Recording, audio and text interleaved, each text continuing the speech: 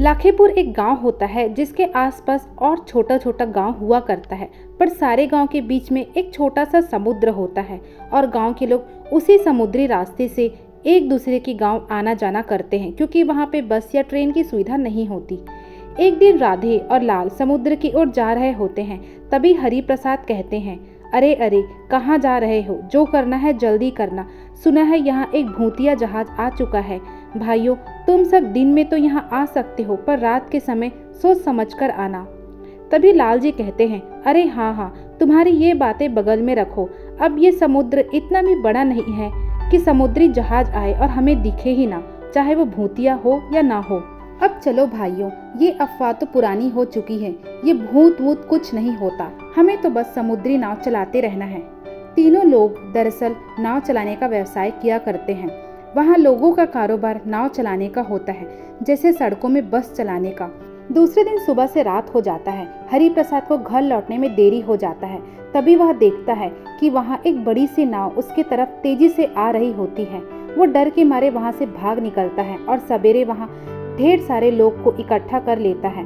तभी प्रेम जी कहते हैं, अरे चलो भाइयों, यहाँ कोई भूतिया जहाज नहीं है, ये हरि प्रसाद के पास कोई और काम धंधा नहीं है, रात को ज्यादा नशा कर लिया होगा, इसलिए हमें भूत की कहानी सुना रहा है। अब चलो यहाँ से, हमें नाव चलाने में देरी हो रहा है। तभी उसी रात एक और नाविक लखन को भी ये भूतिया नाव दिखाई देता है। बड़ी सी नाव तेज गुस्से में उसकी ओर आगे बढ़ रहा होता है, पर लखन बिना अपने गांव को बताए वहां से भाग निकलता है। सवेरे वो भी गांव के कुछ लोगों को यही कहानी सुनाता है।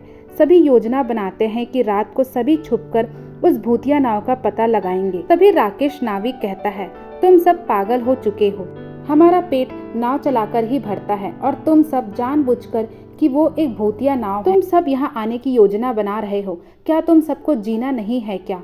मैं नहीं आऊंगा, तुम सब भी यहाँ मत आना। चलो भाइयों, हमें ये सबसे क्या लेना देना। तब हरि प्रसाद कहता है, तुम में से कोई आए या ना आए, पर मैं तो जरूर आऊंगा। मैंने और लखन ने वो भूतिया नाव देखा है, हमें इसकी सच्चाई पता लगानी होगी, वरना हमारा धंधा चौपट हो सकता है। रात हो जाती है। हरि प्रसाद और लाल जी वहीं पेड़ पर छुपकर डरते कांपते उस भूतिया नाव के आने का इंतजार करते हैं। थोड़ी ही देर बाद वहां विशाल डरावना भूतिया नाव बाहर आ जाता है और वहां से डरावनी आवाजें आने लगती हैं कि तुम सब वहां पेड़ पर छुपकर क्यों बैठे हो, हिम्मत है तो सामने आओ। तभी वो दोनों भी वहां से भाग जाते हैं। सवेरे वो दोनों अपने अन्य साथियों को भी यही कहानी बताते हैं कि हमने सच में वो भूतिया नाव देखा है। सब कहते हैं कि चलो हम भी उसे ढूंढने चलते हैं। 4-5 गांव के लोग वहां अपना अपना नाव लेकर पानी में उतरते हैं। बहुत दूर बीच समुद्र में जाते हैं, पर वहां कुछ भी नहीं मिलता। तभी अचानक एक भयानक नाव गुस्से से उन सबके तरफ आने लगता है और सबके नाव को डुबा देता है। तभी वहां के लोग जैसे तैसे करके तैरते हुए अपनी जान बचाकर वापस निकल आते हैं, पर सबका नाव डूब चुका होता है। वहीं दूसरी ओर हरि प्रसाद आकर सबको कहानी बताता है कि वो कैसे अपनी जान बचाकर वहां से भागा है। तभी लखन भी कहता है, अरे भाइयों, तुम सबने तो देखा, जब हम दिन में गए थे तब हमें इतना खतरा था, अब हम रात को जाएंगे तो और कितना खतरा होगा। हमारा पेट पालना मुश्किल हो रहा है, यहाँ लोग डर के मारे अब आना जाना बंद भी कर सकते हैं, हमें जरूर कुछ करना चाहिए। तभी लाल जी कहते हैं, हम कुछ नहीं कर सकते, वो भूतिया नाव है, वो नाव हमारी नाव को खा चुका है, हम बचते बचाते वहां से भाग निकले हैं। अब क्या तुम चाहते हो कि हम जाके उससे विनती करें कि भूत जी हमारे आगे पधारिए, हम आपसे बातें करना चाहते हैं।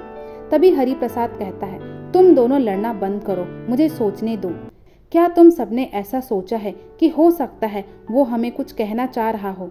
तो भाइयों, मेरी बात मानो, हमें एक आखिरी बार कोशिश करना चाहिए। आज रात हम सब यहीं वापस मिलते हैं। आखिर मुझे भी जानना है कि वो डरावना नाव हमसे क्या कहना चाहता है, इसके पीछे किसका हाथ है और कौन है जो हमारा धंधा बंद कराना चाहता है।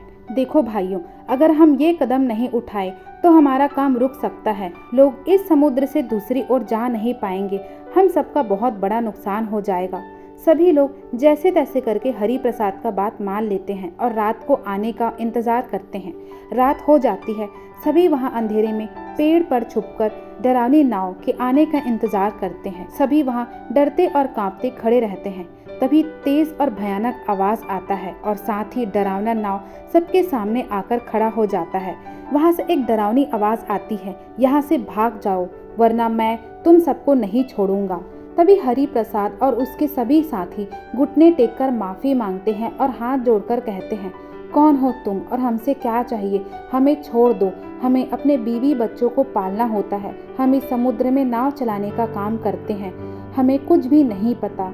हमारी मदद करो, हमें बताओ कि आपको क्या चाहिए। सभी लोगों को प्यार से गिड़गिड़ाते देख वो नाव भी अपना सर झुका लेता है और शांत होकर सबसे कहता है, कई साल पहले की बात है, मैं इस समुद्र में डूब चुका था।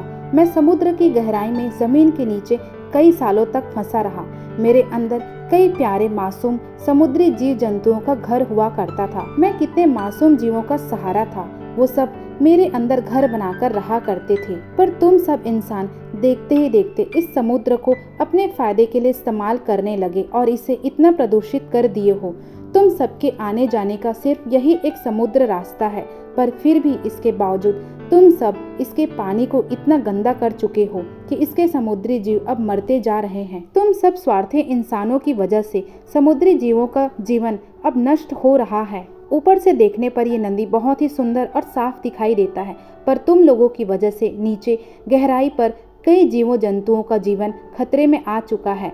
मेरा तुम सबसे यही विनती है कि हम सब बस यही चाहते हैं कि तुम सब अपने फायदे के लिए हमारे जीव जंतुओं को नुकसान ना पहुंचाओ। मेरा ये बड़ा सा नाव सारे जीव जंतुओं का घर है। सारे जीव जंतुओं का दुख मुझसे देखा नहीं गया और सालों से मैं बंद पड़ा समुद्री नाव वापस इस समुद्र में आकर तुम सबको यही समझाना चाह रहा हूँ कि हम सबको शांति से जीने दो, हमें भी अपना जीवन प्रिय है। सभी उस भूतिया नाव का बात सुनकर हैरान हो जाते हैं और कहते हैं, हम आपसे वादा करते हैं कि हम इस समुद्र की सफाई करेंगे और आगे से किसी की जान नहीं जाएगी। तब वो डरावनी नाव मान जाता है और फिर वहाँ से गायब हो जाता है।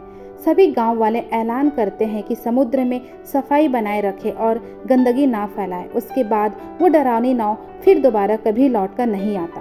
तो दोस्तों, कहानी खत्म हुई। आपको कहानी कैसे लगी कमेंट करके जरूर बताएं। स्वस्थ रहे, मस्त रहे, सबको साथ लेकर चलिए और ऐसे हिंदी मोटिवेशनल कहानी सुनने के लिए आप हमारे चैनल को सब्सक्राइब करना ना भूलें।